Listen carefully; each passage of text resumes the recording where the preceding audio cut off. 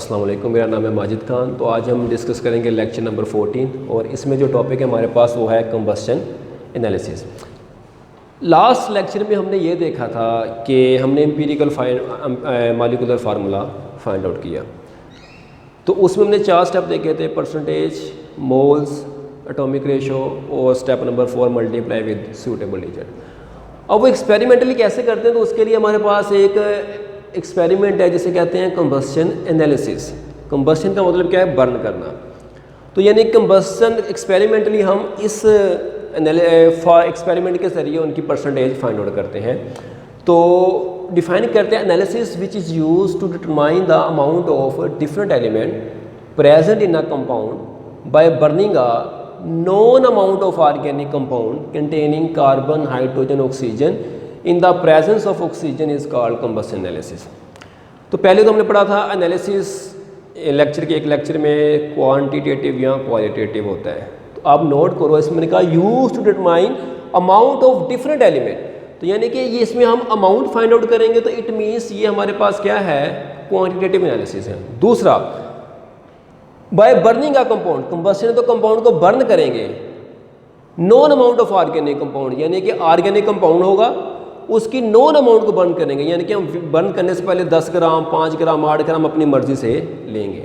और उस organic compound में सिर्फ 3 एलिमेंट होने चाहिए जिसकी हम परसेंटेज फाइंड आउट कर सकते हैं, कार्बन, हाइड्रोजन, ऑक्सीजन। अगर इन तीनों के अलावा कोई चौथा एलिमेंट हुआ तो उसकी परसेंटेज नहीं निकल सकती। और बर्न करेंगे इन द प्रेजेंस ऑफ ऑक्सीजन। तो हमें पता है बर्निंग के लिए ऑक्सीजन की ज़रूरत होती है। तो 4 बातें, ये एक अमाउंट फाइंड आउट करेंगे, क्वांटिटेटिव एनालिसिस है। दूसरा, नॉन अमाउंट ऑर्गेनिक कंपाउंड की बर्न करेंगे। तीसरा, सिर्फ कार्बन, हाइड्रोजन और ऑक्सीजन होगा। और चौथा, उसमें बर्निंग के लिए ऑक्सीजन की ज़रूरत होगी। तो दोबारा रिपीट करो, analysis which is use to determine the amount of different element present in a compound by burning a known amount of organic compound containing carbon, hydrogen and oxygen। MCQs में याद रखना है सिर्फ 3 element, carbon, hydrogen and oxygen. अगर कोई चौथा हुआ तो वो हमें आइडेंटिफाई, उसकी अमाउंट फाइंड आउट इस एनालिसिस के जरिए नहीं कर सकते। In the presence of oxygen is called combustion analysis. Sole या मेन प्रोडक्ट, इस एनालिसिस में जब हम कंपाउंड को बर्न करेंगे तो सिर्फ सोल यानी कि सिर्फ मेन 2 ही प्रोडक्ट बनती हैं। The sole product will be CO2 and water. उसकी वजह क्या है? क्योंकि कंपाउंड के अंदर जो कार्बन है वो जब ऑक्सीजन की मौजूदगी में कंबस्शन होगी तो वो CO2 में कन्वर्ट होगा। हाइड्रोजन की ऑक्सीजन की मौजूदगी में कंबस्शन होगी तो वो वाटर में कन्वर्ट हो जाएगा। इसी वजह से ये भी MCQs में याद रखना है कि प्रोडक्ट क्या बनेगी? CO2 and water. और नेक्स्ट इसमें these 2 product of combustion are separately collected. CO2 को अलग कलेक्ट करेंगे और H2O को हम अलग कलेक्ट करके फर्दर इसका एनालिसिस करेंगे। नेक्स्ट प्रोसीजर क्या होगा? A weigh sample of organic compound is place in combustion tube. Next slide में डायग्राम आएगी, एक कंबस्शन ट्यूब होती है, उसके अंदर हम ऑर्गेनिक कंपाउंड की एक वे अमाउंट लेके उसमें रखेंगे। This combustion tube is fitted in a furnace. वो ट्यूब एक फर्नेस के अंदर फिट होगी ताकि हीट की एक्सचेंज ना हो।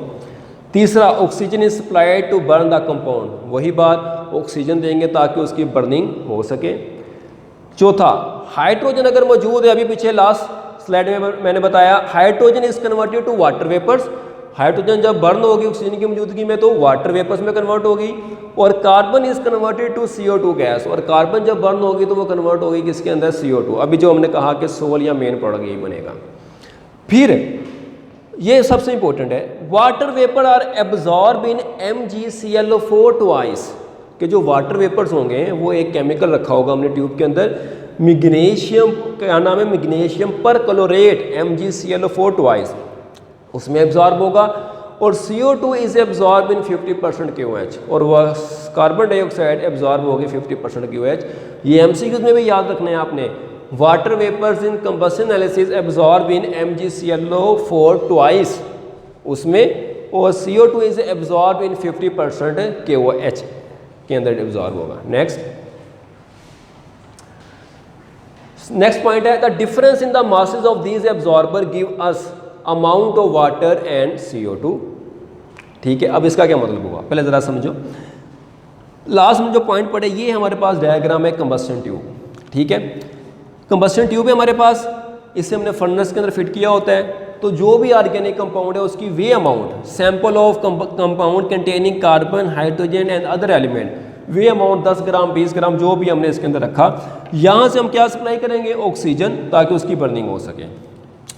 नेक्स्ट पोर्शन के अंदर हमने रखा हुआ है MgClO4 ट्वाइस, जो क्या एब्जॉर्ब करता है, ऊपर लिखा हुआ है वाटर एब्जॉर्ब। उससे नेक्स्ट पोर्शन में रखा हुआ है 50% KOH, जो क्या एब्जॉर्ब करता है, CO2 को एब्जॉर्ब करता है, और अदर सब्सटेंस नॉट एब्जॉर्ब, जो कोई भी और चीज़ हुई तो वो इसमें से निकल जाएगी।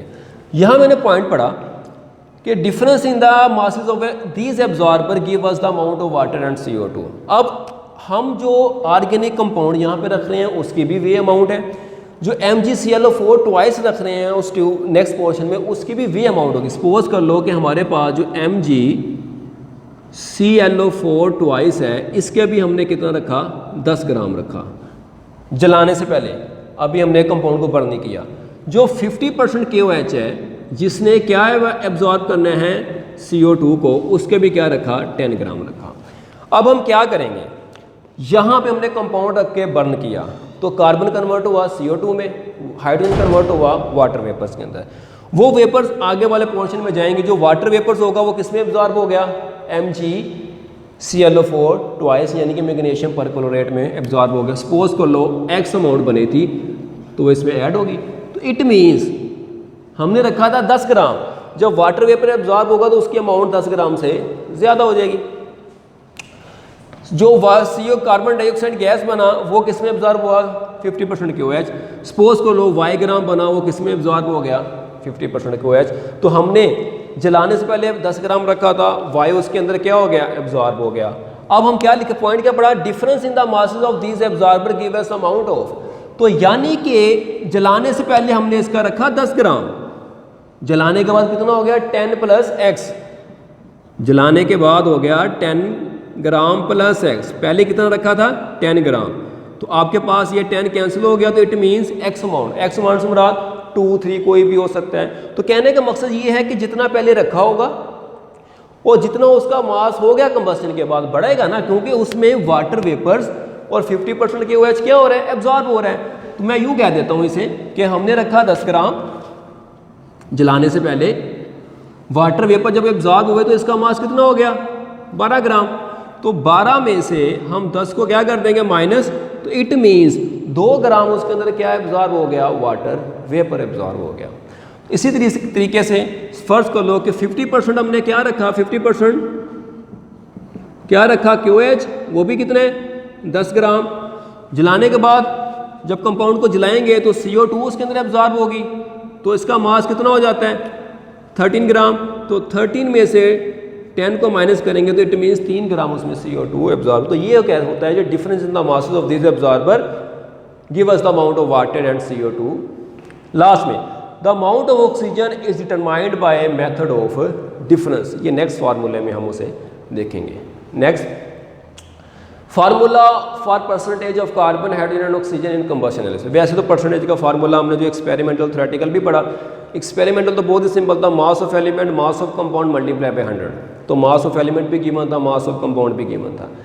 लेकिन जब आपके पास कंबशन एनालिसिस की बात होगी और उसमें 3 एलिमेंट है, कार्बन, हाइड्रोजन और ऑक्सीजन, जब कंबशन एनालिसिस का वर्ड आ जाए तो उसमें कार्बन, हाइड्रोजन और ऑक्सीजन की परसेंटेज निकालने के लिए फार्मूले डिफरेंट होते हैं और वो आपने याद रखने हैं। बार बार रिपीट कर रहा हूँ, अगर न्यूमेरिकल में वर्ड आ जाए कंबशन एनालिसिस तो आप समझ लो कि उसमें सिर्फ कार्बन, हाइड्रोजन और ऑक्सीजन है, तो उनकी परसेंटेज निकालने के लिए ये फार्मूला इस्तेमाल होगा। अगर कंबशन एनालिसिस है, अगर कंबशन एनालिसिस नहीं, वर्ड इस्तेमाल नहीं हुआ, तो फिर सिंपल वही वाला फार्मूला इस्तेमाल करोगे, percentage of element is equal to mass of element mass of compound multiply by 100। तो कैसे, परसेंटेज ऑफ कार्बन बराबर हो गई is equal to mass of CO2 mass of organic compound multiply by 12 divided by 44 multiply by 100। अब वहाँ पे जो 44 है ना, this is actually molar mass of carbon, carbon 12, 2 oxygen 32, तो कितना आ गया 44, और जो 12 है वो एटॉमिक मास है कार्बन का। परसेंटेज ऑफ हाइड्रोजन, हाइड्रोजन किस में कन्वर्ट होता है, वाटर में, mass of water mass of organic compound multiply by, तो हमारे पास multiply by 2.016 divide by 80 multiply by 100, तो यहाँ पे नोट करो, जैसे 44 किसका मास था CO2 का, तो 18 किसका मास है वाटर का, क्योंकि 2 हाइड्रोजन 2 और 1 ऑक्सीजन 16, और 2.016 ऊपर 12 किसका मास था कार्बन का एटॉमिक मास। तो यहाँ पे कितने हाइड्रोजन है 2, तो 1 का मास कितना होता है 1.008, 2 का मास कितना होगा 2.016 ग्राम होगा उसका मास। और लास्ट में percentage of oxygen, last point भी पढ़ा, is obtained by method of difference, मतलब मेथड 3 एलिमेंट है ना, तो हमने कार्बन की परसेंटेज निकाल ली, हाइड्रोजन की निकाल ली, तो टोटल 100 होगा, 100 में से किसकी माइनस कर देंगे percentage of carbon plus hydrogen. तो ये किससे निकल रही है डिफरेंस करने से, सब्ट्रैक्शन करने से, इसी वजह से क्या कहते हैं मेथड ऑफ डिफरेंस। और ये एमसीक्यूज में भी याद रखना, कंबशन एनालिसिस में जो ऑक्सीजन की परसेंटेज है वो कैसे निकाली जाती है मेथड ऑफ डिफरेंस के जरिए। नेक्स्ट जल्दी से एग्जांपल देखते हैं। Example number 4, the sample of liquid consisting of carbon hydrogen and oxygen was subjected to combustion analysis. Word आ गया कंबशन एनालिसिस का, तो 3 ही एलिमेंट है कार्बन हाइड्रोजन ऑक्सीजन, और याद क्या रखना है परसेंटेज के लिए वो लास्ट फार्मूले। 0.543 ग्राम ऑफ कंपाउंड, कंपाउंड का मास भी गिवन है। 1.039 ग्राम ऑफ CO2, CO2 भी गिवन है। 0.6369 ग्राम वाटर, वाटर भी गिवन है। डिटरमाइन द एम्पिरिकल फार्मूला, तो मास ऑफ ऑर्गेनिक कंपाउंड आ गया, मास ऑफ CO2 आ गया, मास ऑफ वाटर आ गया। तो सबसे पहली स्टेप वही है एम्पिरिकल फार्मूला, कि सिर्फ कंबशन एनालिसिस में क्या होगा वो परसेंटेज का फार्मूला डिफरेंट होगा, किसके लिए कार्बन हाइड्रोजन और ऑक्सीजन के लिए। अगर वर्ड आ जाए तो सबसे पहले परसेंटेज, तो वो देखो आपके पास फार्मूला क्या था, मास ऑफ CO2 आ गया divide by mass of organic compound multiply 12, 44 multiply by 100, तो कितना आ गया आंसर 52.108। का हाइड्रोजन के लिए मास कितने वाटर का 0.6369, मास ऑफ कंपाउंड आ गया मल्टीप्लाई बाय 2.016, 18 मल्टीप्लाई बाय 100 तो 13.11। Oxygen method of difference 100 minus percentage of oxygen 52.10, hydrogen 13.11, difference निकालेंगे तो 3.77। फिर दूसरा स्टेप क्या था ग्राम एटम, कैसे था फार्मूला वही याद करो एम्पिरिकल फार्मूला, ग्राम एटम या मोल्स परसेंटेज को एटॉमिक मास पे, तो कार्बन के परसेंटेज को उसके 12 पे डिवाइड किया तो 4.34, हाइड्रोजन की परसेंटेज को एटॉमिक मास 1.008 पे डिवाइड किया 13.01, और ऑक्सीजन की 16 पे डिवाइड किया 2.